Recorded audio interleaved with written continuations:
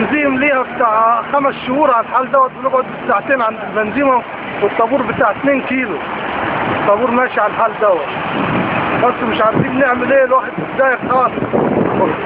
الحال واقف بتاعنا، التاكسيات بتقعد بالساعتين وبالثلاثة والاربع ساعات، تبطل الصبح تستنى البنزين بالسبع 8 ساعات مفيش بنزين. انت رحت كذا بنزين ولا؟ كذا بنزين ما فيهاش بنزين ولا صبر. كل بنزين 7 بنزين رحتهم ما لقيتهاش ولا فيها ولا بنزين ولا بنزيمة فيهم. 7 بنزيمات ما لقيتهمش. هي دي الطابور على دي. كام ساعة؟ ها؟ واقف في كام ساعة؟ أنا واقف لي 4 ساعات.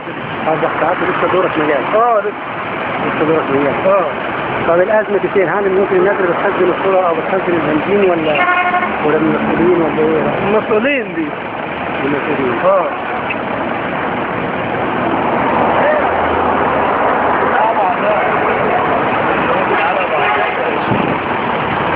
السمك ايه بقالي 4 ساعات واقف على الجسر. السمك ده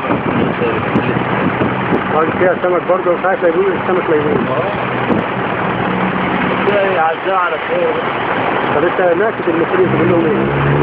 ناشد المسؤولين تقول لهم ايه؟ ما هم شايفيننا، يشوفونا بقى، يشوفوا لنا حل في المشوار اللي احنا فيه ده، غير المشاكل اللي بتحصل، غير السواقين اللي بيتخانقوا مع بعض ويضربوا بعض ويعوروا بعض.